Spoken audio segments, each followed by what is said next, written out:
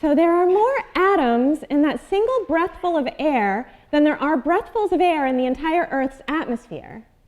So what that means is it's very likely that that last breath of air you just drew in contained at least one atom in common with the first breath you ever drew as a human being on the planet Earth. Or, as some people like to say, you know, you're breathing the same air that Julius Caesar breathed in his lifetime. But just as the atoms on this planet are continually engaged in this dramatic cycling process between different forms on these grand scales, so have they been engaged on a dramatic cosmic baryon cycle over billions of years. And if you like your analogies a little more explicit, perhaps you'll appreciate my t-shirt analogy here. What we've learned in the last decade of circumgalactic medium research is that, yes, right now we're here in the Orion spiral arm of the Milky Way galaxy, approximately 8 kiloparsecs from the central black hole in our galaxy.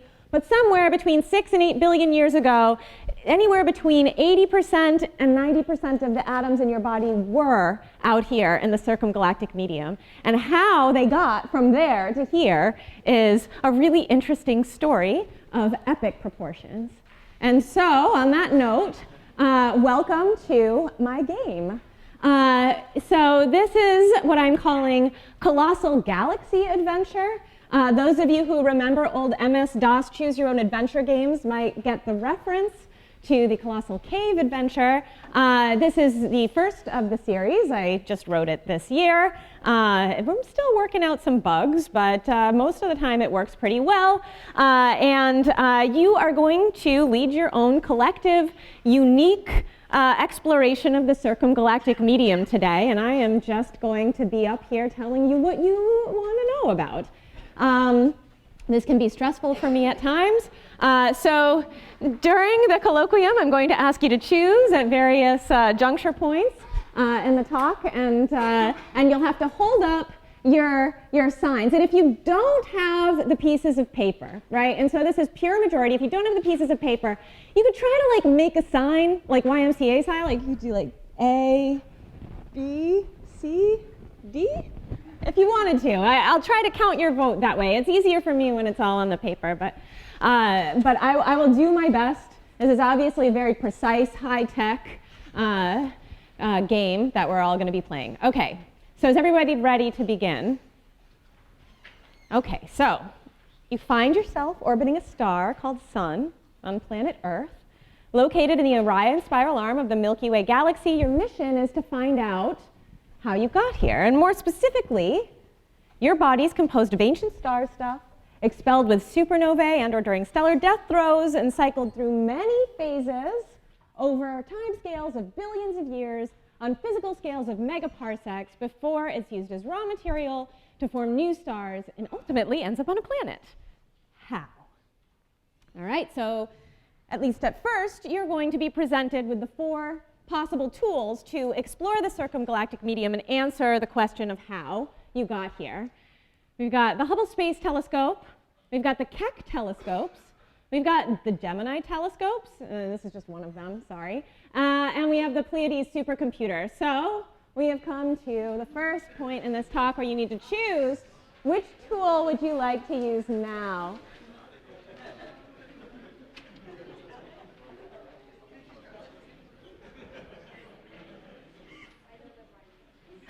All right, I see a majority. It's A is winning. It's okay. You might have a chance to come back. All right, so this is going to immediately present you with another choice. All right, you can choose now where you're going to point the Hubble Space Telescope. Would you like to point it at bright blue stars in the Milky Way galaxy halo? Would you like to point it at bright blue quasars at Redshift 1? Would you like to point it at the Andromeda galaxy, your nearest neighbor, or O stars in M33?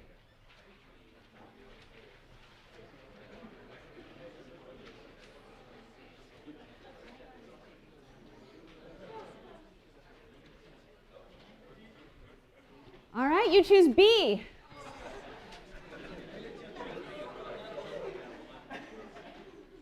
All right, so you chose bright blue quasars. So detailed calculations based on hydrodynamical simulations indicate that between 60 to 80% of photons emitted and absorbed by the diffuse circumgalactic medium are UV photons. And that's illustrated by this histogram here, which shows the fraction of energy emitted in various rest frame bands by cooling radiation. This is from a review by Bertone. And you can see that more than 50% of the radiation is emitted in the rest frame far UV bands, and the rest is mostly emitted in the near UV here. Okay, so if you're talking about diffuse, low-density gas, you're almost certainly talking about the majority of the rest frame radiation being emitted and absorbed in the ultraviolet. And because we live on a planet with an atmosphere, this means we have to go to space to look for it, right? Because our atmosphere is opaque to UV photons, and so if we want to actually study this gas at low redshift, anyway, then we need to go to space, and so the Hubble Cosmic Origins Spectrograph is the tool of choice here. This is what I call my fake phase plot. I made this for the annual review article on the CGM, and it's meant to illustrate to you the various tracers that we have in absorption and emission, as it turns out, but absorption, because the gas is so low density, is the most sensitive probe of this gas. And so these are various absorption lines at different ionization potential energies. And the reason I call it a fake phase plot is because the temperature and the density at which they're plotted are at their equilibrium, collisional equilibrium ionization temperature, at which the fraction of gas in this particular ionization state is maximized, and then photoionization and thermal equilibrium gas density, at which the fraction of gas, or neon, for instance, in neon 6 is maximized. And you can see some transitions that I've chosen to highlight here that are particularly useful for understanding the physical state of the circumgalactic medium. In particular, one of my favorites, and we might come back to this at some point, is oxygen 6. That's an interesting ionization state of oxygen, and if you know anything about the cooling curve in cosmology, you know that oxygen 6 lies at the peak of the cooling curve. Various processes that cause gas to cool, and this cooling curve peaks at about 10 to the 5.5 Kelvin, which means gas is cooling really fast when it's oxygen 6, and my laser pointer stopped working, sorry about that. So yeah, oxygen 6 is a really unique ionization state. Some of these here that are in blue and in purple, we call these low ions. These are lower ionization states of metal transitions. They're typically tracing gas that's 10 to the 4-ish Kelvin. In the CGM world, we call that cool gas, okay? So, and we call gas that's hotter than about 10 to the 5.5 hot gas. Anywhere in the middle is warm. And so, like I mentioned, the installation of the Cosmic Origins Spectrograph was therefore just a total revolution for the study of this diffuse material outside of galaxies. And this is a nice image here of Andy Fustal and John Grunsfeld installing the Cosmic Origins Spectrograph during the Atlantis mission. In particular, this spectrograph is more than 30 times more sensitive than previous generation UV spectrographs in space. And so what this did is it immediately opened a new window of discovery space where we're finally able to map the circumgalactic medium of normal Milky Way galaxies in a statistically sampled way that enables us to understand how the properties of the circumgalactic medium truly tie to galaxies. And so just generally, because not everyone here does quasar absorption line experiment, if you could stand right at a quasar spectrum would look like this. And one of the reasons quasars are nice things to point your Hubble Space Telescope at, those of you who chose B, you know, maybe, is because they have really bright continua all through the ultraviolet. There's also these beautiful emission lines here, the most notable being Lyman alpha at 1215 angstroms. And of course, but this isn't what a spectrum of a quasar actually looks like, because you know, they're redshifted. So this is now Lyman alpha. It's at a redshift of 1.3. But look at all of this. This is not noise, right? These are absorption lines. And what's happened is this light, this UV light from the quasar that's traveling through, vast recesses of space on its way to our detector, is traveling and traversing through clouds of gas. okay? And maybe these clouds of gas are associated with galaxies, maybe not. People knew this since the 1950s when we were first able to take spectra of quasars, that quasars just have all these absorption lines, and various hypotheses were put forth as to their origin. But in general, these absorption lines are exactly those ions that I showed you before. Many of them are going to be Lyman alpha lines, Lyman alpha series, redshifted to different redshifts in the foreground of the quasar. Some of them are going to be metal line transitions, and your ability to sort them out depends on the tools that you have at hand, the resolution of your spectrograph.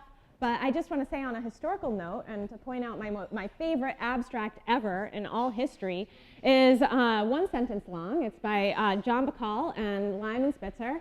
This is one of my life goals, to write an abstract this concise, and this is right, too, and something that somebody, like 40 years from now would be like, wow, great abstract. So they proposed back in 1969 that most of the absorption lines observed in quasi-stellar sources, so they called quasars back then, with multiple absorption redshifts, are caused by gas and extended halos of normal galaxies. Well, it turns out this prediction was borne out in remarkable detail with the installation of the Cosmic Origins Spectrograph and some of the surveys that we've been able to do since 2010. And I just want to point out that these quasar spectra are very complicated. I have a squad, it turns out, since I started at University of Washington. This is my group of student quasar absorption diagnosticians, and these are some of the students who are in my group right now. Usually there's anywhere between 6 and maybe 10 at most undergraduates who I have trained to identify every single absorption feature in quasar spectra. And so you need a quasar absorption line spectra identified. We've got a squad at the University of Washington that can do it for you. All right, so I'm going to tell you, I've been referring to these galaxy CGM surveys that we were able to do with COS. The first one of these surveys was a large survey that I was able to be a part of as a postdoc, and it's called COS Halos. And what we did, and this was only possible with COS, because of its sensitivity, we could finally point it at enough quasars and get quasars close nearby in projection to galaxies on the sky to be able to systematically target the halos of a specific type of galaxy. So what we did, and this little schematic on the side with a bullseye, we call that a bullseye plot, is showing you, if you think, the quasars in the center, it's showing you the impact parameter and the rest frame of the galaxy in physical units, so these are kiloparsecs here, that this quasar-galaxy pair will probe. And so along the line of sight to the quasar, you'll have your absorption lines. And you know that that's anywhere between, and for COS halos, we targeted things between about 10 and 150 kiloparsecs into the halos of Milky Way-ish mass galaxies. This is a histogram of stellar masses here for our galaxy sample that peaks right about at the same stellar mass as the Milky Way, 10 to the 10.5 solar masses. And we were a large team. I got in on the ground floor and had the pleasure of developing our whole data analysis pipeline, and it was really fun. Since then, since COS Halos, there have been a number of other surveys, and I think that one of the most obvious results to come out of this work, and these are just a number of other surveys. This is another figure from our annual review article that's been adapted here. So every time you go looking around a galaxy within about 250 kiloparsecs, you always see absorption from H1, okay, through Lyman alpha, Lyman beta, Lyman gamma. You can go down the Lyman series at low redshift. Some of these I actually put on here. We put high redshift works from Gwen Rudy from the Keck Baryonic Structure Survey. But in general, at low and high redshift, every time you go looking around a galaxy out to like 250 kiloparsecs, you almost always see H1. Those colored squares are detections of H1. You also see a range of metal lines in various ionization states, depending on the state of the gas. One of the most exciting ions, as I mentioned, is this oxygen-6 absorption. And what you see here is you almost always see oxygen-6 out to very large radii, almost 250 kiloparsecs, where these galaxies and their spatial extents are usually like 20 kiloparsecs, right? So this is a lot of material already. It's metals, right, in various ionization states. There's highly ionized lines, and then there's also these low ions. Look at magnesium, too. It's really only extended out to about 150 kiloparsecs. But anyway, you can start to learn, at least from an empirical view of the CGM, where you're just straight up measuring gas equivalent widths from absorption, you know that the circumgalactic medium has multiple phases, right? Magnesium-2 and oxygen-6 almost certainly do not live together in the same gas. I can tell you more about that at some point. But we've got multi-phase ions in the CGM, and we've got multi-phase metals in the circumgalactic medium. This is material that has been inside of stars, right? That's the way you make metals. And it's out 200 kiloparsecs from where the stars are. It's remarkable. One of the things that we found with COS halos in particular that very much surprised us was that both passive galaxies that are no longer forming stars and galaxies that are actively forming stars all have H1. I mentioned all galaxies have H1, so maybe you're not surprised anymore. But it looks like, you know, there's at similar kind of column densities, which is just the strength of the absorption, how much gas is there. And this is just neutral H1. And some of the gas is ionized too, so you're really only tracing the tip of the iceberg. But there's not huge differences between passive non-star forming galaxies and star forming galaxies, although you will probably note these 4 non-detections here that are upper limits. We don't know what those are. They might have something to do with the galaxy environment clusters, where the gas might be hotter, more ionized, where there's no neutral gas. But in general, I think that it was actually very surprising that the CGM of non-star forming galaxies actually harbors a significant amount of cold gas that in principle could be used to form additional stars. But these galaxies aren't using that gas. There's a gas reservoir there, they're not using it to form stars. One of the most interesting results from this survey turned out to also be that the galaxy bimodality, right? There are 2 kinds of galaxies, non-star forming and star forming. That's not 100% true, but generally, that the non-star forming galaxies really don't have a lot of oxygen-6.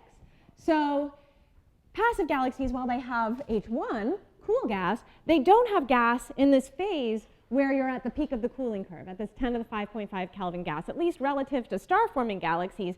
You can see that this dichotomy is, it's very statistically significant. And in fact, this is just the COS halos data, but there are more data sets that have confirmed this to even higher precision. So one of the things that you can do when you have multi-phase ions in a circumgalactic medium out to some radius is you can figure out how much material is actually there. You have to do ionization modeling. Most of it's hydrogen, ionized hydrogen, which has no transition. So, you know, people argue about this. And one of the reasons I made this slide was just to, at a conference that I went to, because everybody always gets all argumentative about the total mass of material in the circumgalactic medium. And I just wanted to point out that we really kind of all agree, at least, on the limits, right? To the extent that we can place limits on the total amount of material within the virial radius of a galaxy that's not, you know, within the disk itself, we all agree that it's more than 10 to the 10. Okay, so I was on a paper in 2017 that said it was closer to 10 to the 11. You know, the error bars are huge. We all acknowledge the systematic errors, but there's really no way to explain the observations and the sheer amount of absorption that we see in these halos without the implication that there's more than 10 to the 10 solar masses of gas in the circumgalactic medium. That's quite a bit, especially in this phase, this 10 to the 4 Kelvin phase. We wouldn't have necessarily expected the halos of these galaxies to have gas at 10 to the 4 Kelvin, because the virial temperature is closer to 10 to the 6, right? So also there's metals, and when you do photoionization modeling, you get a metallicity.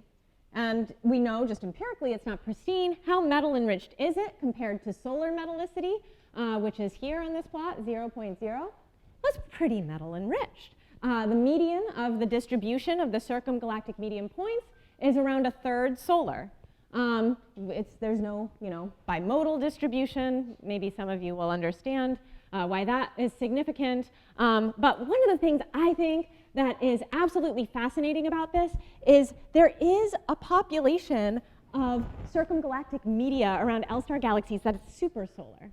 The metallicities of the galaxies themselves are probably closer to solar, but you know, some fraction of the galaxies have, there we go, more than 50% of their PDFs above solar. And what is the most remarkable thing about that particular sample is it's not the stuff that's really close into the galaxy. The stuff that's that super solar gas that you see is almost always stuff that's beyond about 75 kiloparsecs. So that's interesting. All right. And then I just want to point out at the end of the section is, okay, so we've done these surveys where we target quasar-galaxy pairs. We know there's an L-star galaxy here at 0.179 where the quasar pierces at 87 kiloparsecs from the galaxy and the galaxy rest frame. The quasar is at a background redshift here. And we see absorption at 0.179. Look at that. There's carbon 3, there's Lyman beta, there's O6. Yay! But we've got the work squad on the job, and we're identifying all these other systems of absorption lines at distinct redshifts in the foreground of the quasar. We haven't used those. So there's this huge untapped potential of our data set, which I am, in fact, now tapping into, but you need to decide what we're going to do next, because now you've got kind of a background on the circumgalactic medium and the way that we study it. You learned that there's a lot of metal-enriched gas, 150 kiloparsecs, from low redshift galaxies, and that it is almost certainly playing a key role in galaxy evolution. How should you continue? Would you like to use a different tool? Would you like to point HST at something else? Or would you like to observe all those other galaxies with the Gemini telescopes? And just go.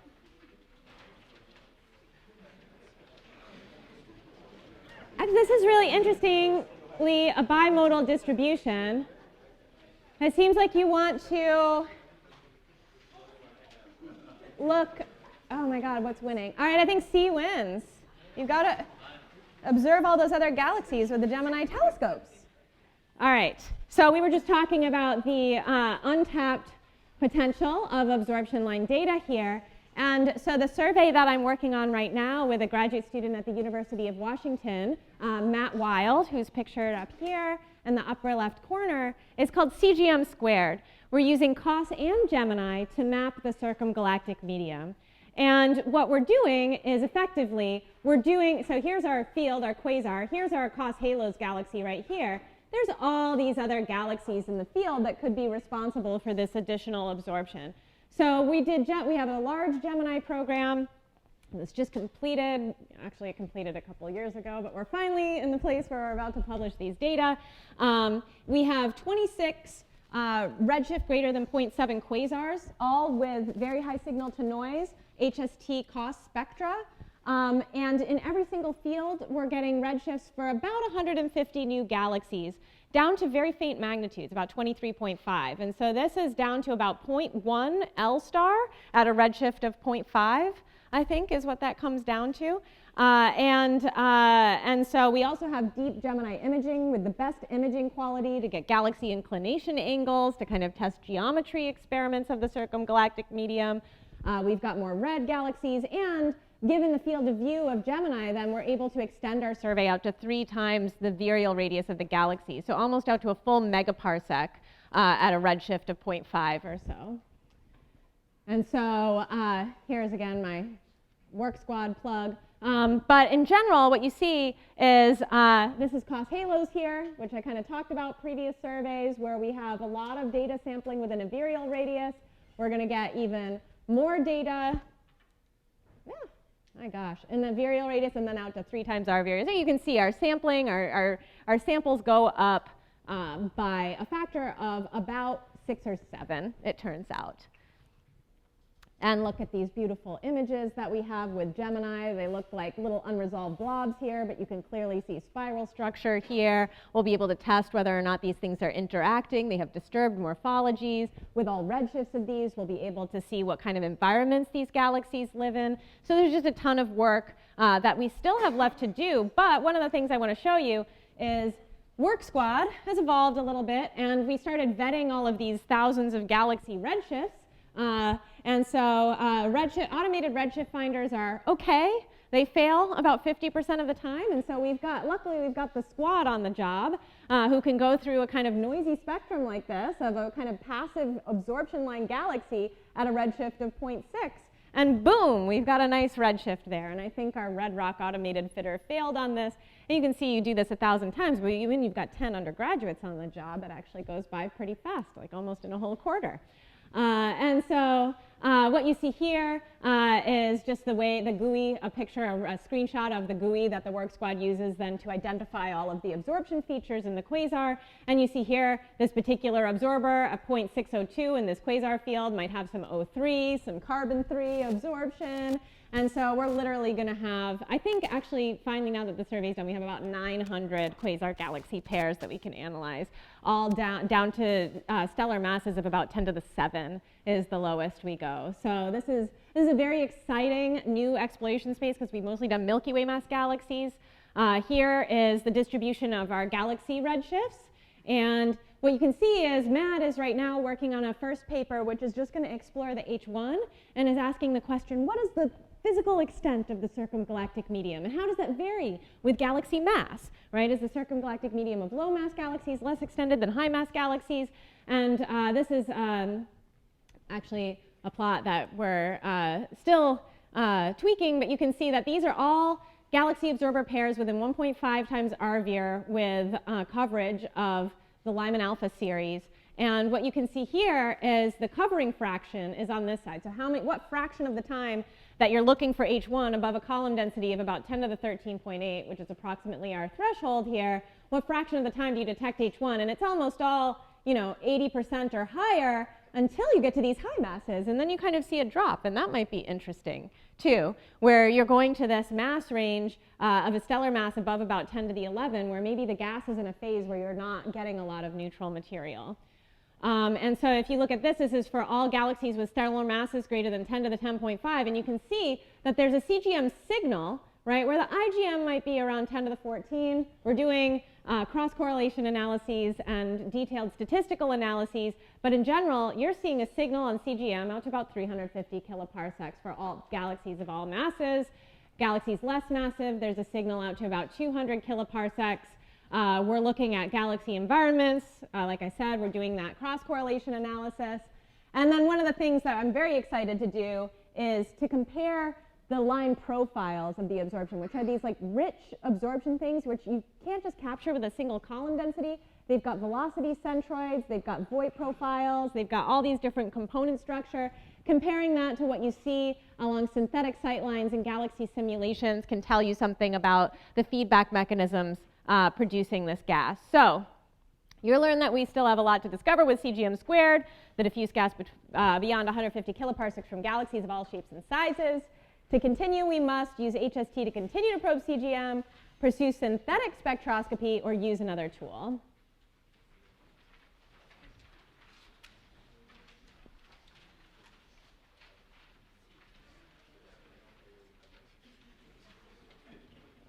Okay. We're going to use another tool. All right, which tool? Those of you who wanted to use another tool.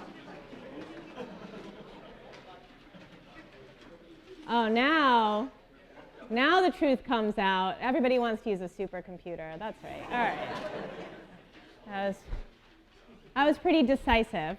Okay, so you chose the supercomputer. All right, so do you want to investigate black hole feedback with genetically modified galaxies, or do you want to use synthetic spectroscopy on simulations that include cosmic ray physics?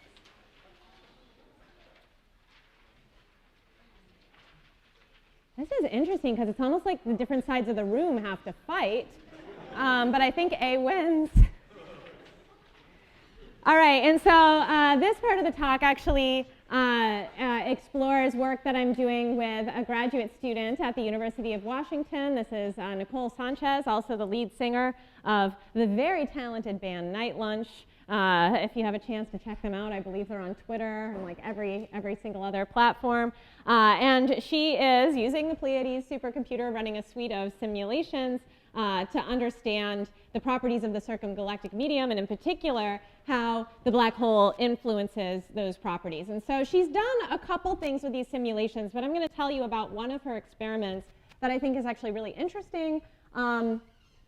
So she took Romulus 25, which is a 25 megaparsec cosmological volume hydrodynamic simulation run with SPH, and she selected 52 Milky Way mass galaxies from this cosmological simulation to explore their CGM. All right, that's going to be kind of our control sample. And then what she did is she took one of these Milky Way mass galaxies, which we call patient 0, P0, that's patient 0. And she just kind of changed the initial parameters of patient 0 just so. So patient 0 was run at a very high resolution, right, within this cosmological volume. But then you can run another, genetically modified patient 0 at very high resolution where you just change one thing but still keep everything consistent within the cosmological framework. You can tweak those initial parameters a little bit. Andrew Ponson has written all about this technique. It's incredibly complex. I'm not sure I fully understand it, but I believe Andrew Ponson when he tells me that you can do this in a physically consistent way. And so what you see is that, so she now has 4 galaxies that are basically variations on patient 0, where all she's changed is the mass of a satellite galaxy that ends up merging with the main halo, patient 0, at a redshift of about 1. Okay? So this patient 0 was selected, it was a Milky Way analog, and it was selected so that it had kind of an LMC-ish companion to it. And that LMC-ish companion merged with it around a redshift of 1, or about 10 billion years ago. And so, sorry, that's like 6 billion years ago, right? Redshift 1? Yeah, okay, anyway. All right, so she changes the mass of that satellite by just a little bit. I can show you the chart, just a little bit, right? And when you increase the mass of the galaxy that merges with it, all of a sudden you end up quenching patient 0. So patient 0 is in blue, and you can see that its star formation rate is actually pretty high, pretty bursty over most of cosmological time. One of the genetic modifications really looks a lot like patient 0, change the mass, but you change the mass enough and these 2 other genetically modified galaxies end up quenching. And that's kind of interesting, right? You can just change the mass of the satellite by just a little bit, and the galaxy all of a sudden quenches. It turns out that this has to do with like the timing of the merger and when other galaxies are merging, and it's kind of like a 1-2 punch type situation. But in general, what's very interesting about this sample of genetically modified galaxies is that they're basically the same galaxy with very little differences, except for the fact that 2 of them are quenched and 2 of them are star forming, right? And so you can try to run this controlled experiment. Well, what's the difference between the CGM and these galaxies where they're star forming and not star forming galaxies? So the first thing she did with these 2 kind of samples of galaxies, both the genetically modified and the Romulus 25 galaxies, was she compared the bulk column density properties, and especially in oxygen 6. And so what you see here are lines from the simulation. These data points are from COS halos. And you can see that the simulations kind of reproduce the data quite well in oxygen 6. These Romulus 25 simulations with their beautiful sets of feedback that reproduce the mass metallicity relation and all of the other global scaling relations, we do pretty well with oxygen 6, whether or not they're red or blue. And the genetically modified galaxies fall right in there. There's not really differences between red and blue, but maybe that's okay. There's not differences in their overall halo masses. And one of the things that Nicole decided to do was to figure out whether or not this was an ionization temperature effect, and it turns out that it is. And so this is the fraction of oxygen in each of these ionization states of oxygen, O1, O2, O3, O4, O5, O6, O7, O8. And so what you see is that the fraction of gas in oxygen 6, this little green line, in low mass galaxies is about 4%. It's about 2% in Milky Way mass galaxies, but then for this higher mass galaxies, it's about 0.2%. So the only reason some of these higher mass galaxies, at least in Romulus simulations, have less O6 is just because they're more massive. And so their virial temperature is higher, and you're just not getting any fraction of the gas in oxygen 6. Okay, but I think the thing that she found most striking was, so she took the genetically modified sample and these GM1s and GM2s, and then she reran the genetically modified sample with the exact same parameters, right? And she just turned off black hole feedback. And so Chang'e, which is the code that runs this Romulus simulation from which these zooms are drawn, has a very actually sophisticated black hole feedback scheme. Michael Trammell has discussed this scheme in terms of its black hole accretion physics, but she turned it off in 4 of in the same simulation. So the dotted lines are where she turns it off, and she turned it on, and you can see there's a stark difference in the amount of oxygen 6 that you're producing in the circumgalactic medium of these galaxies. That is, galaxies with no black hole physics drastically underpredict the amount of oxygen 6 in their halos. And so what's going on? Is it an ionization effect? Is it a density effect? Is it a temperature effect? So you look at the temperature profiles, they're actually still about the same for halo gas. You look at the density profiles, these density profiles are still about the same. But now, oh no, rainbow wheel of death. I'm so sorry. I'm getting this like, there are updates ready to install. All right, sorry. There we go. All right, so just missed that. If you look at the actual total oxygen in the circumgalactic medium, it's far lower, and it's because the metallicity of the CGM is far lower when you don't have black holes in your galaxies. So the black holes are moving high metallicity material into the circumgalactic medium over the course of the galaxy's evolution. And one of the things that she's examining now is the metal flows, how many metals are moving, at what time, how that correlates with star formation. But we've come to the last decision you will make. You learned that a galaxy's mass likely influences the phase structure of the CGM, and that supermassive black hole feedback plays an essential role in moving metals into the CGM. And so now you can study galaxy metal retention using Andromeda as a laboratory. Or you can understand more about CGM observations with HST, or you can use another tool. You guys are great. Thank you so much for choosing A, because that's really what I wanted to tell you about anyway. You really did choose A, too. Okay, so finally, in the last 10 minutes, I just want to tell you about work that actually ties in very nicely with Nicole's work, but in a totally different way, right? So this is observational work, and this is work that was led by UW graduate student Grace Telford, who's now actually a postdoc at Rutgers. So she just defended her PhD, of which this was her final chapter, and the paper is accepted to AppJ. It's Telford Work et al. 2019.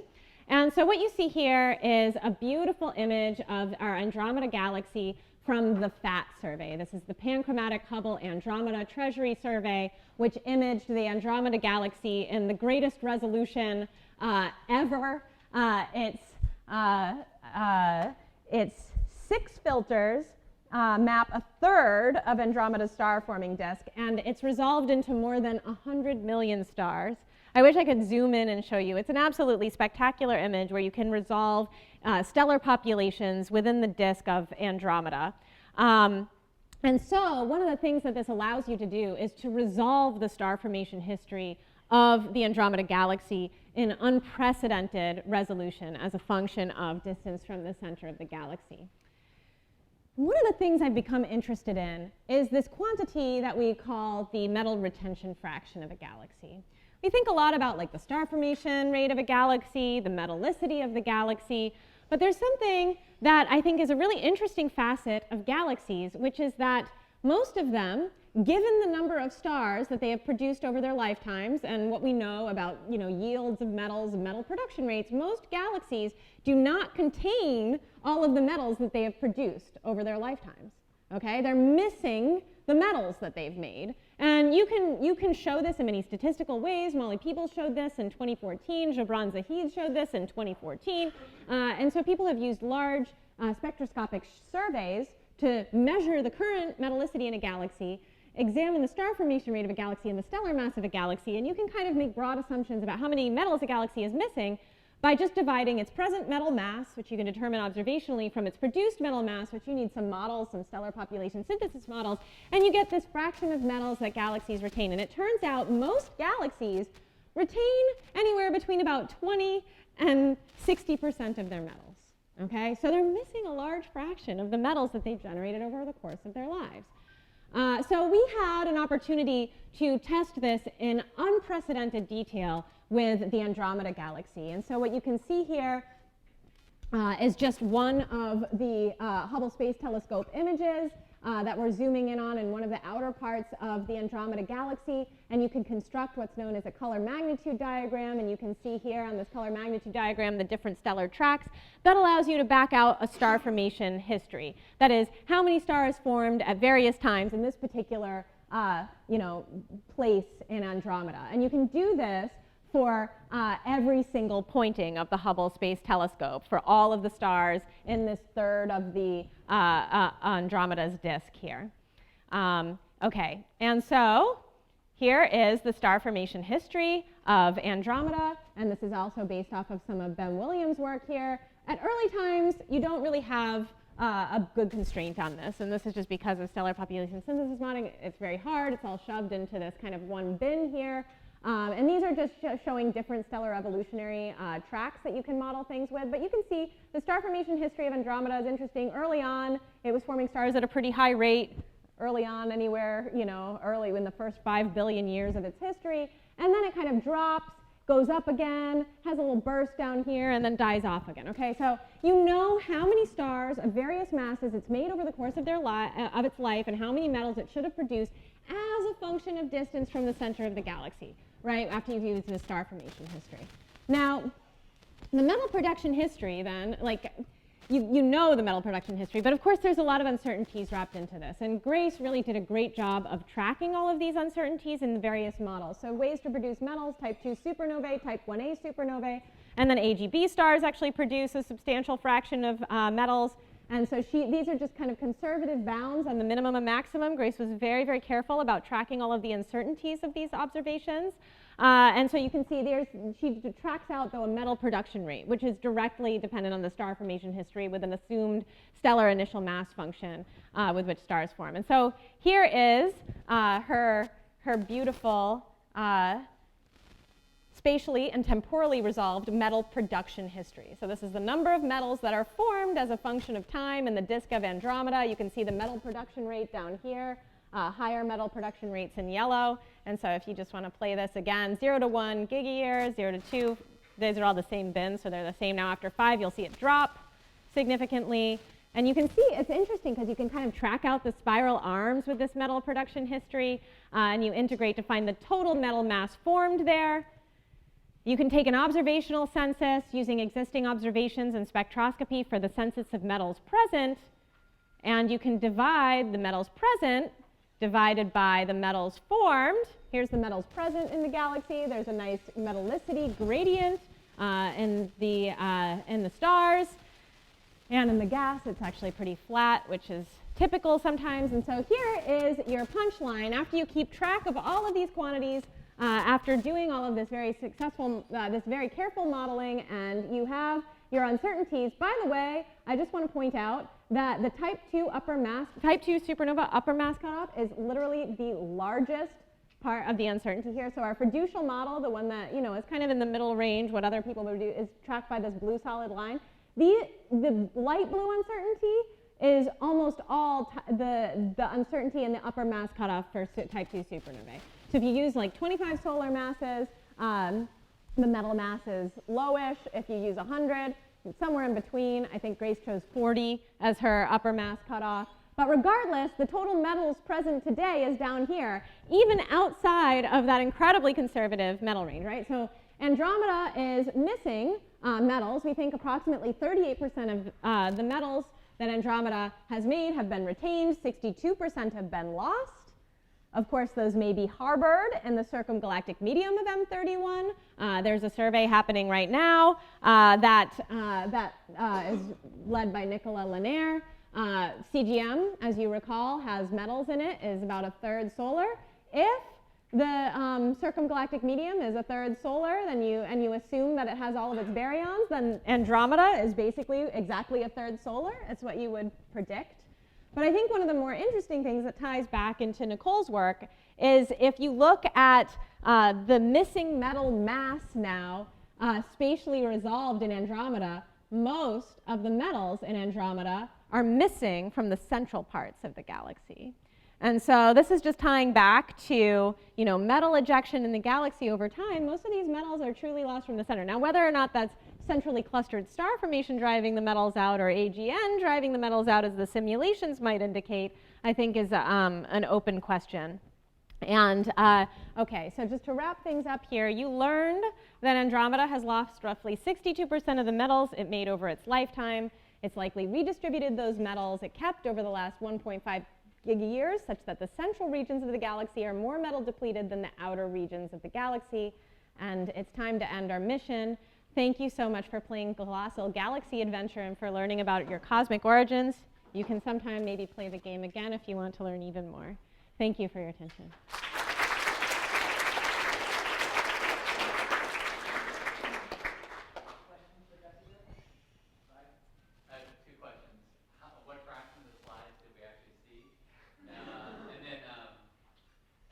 saw like 35% of the slides. Yeah. And then the other thing was on the previous slide. Oh, I don't know. Yeah. What slide? Is it Andromeda stuff? Yeah, the spatial, the metal loss as a function of position.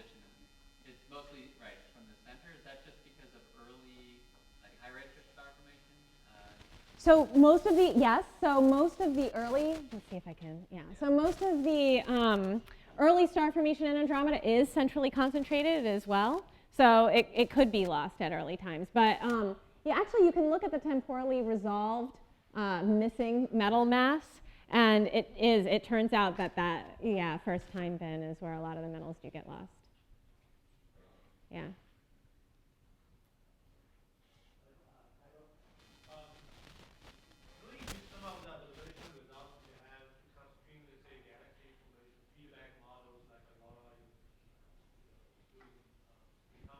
Yeah, sure. So I'm doing a lot of work with simulators to compare our results to simulations. I think one of the things I have learned is that, fire, illustrious TNG, all of these simulations have various different feedback, right, that they're implementing.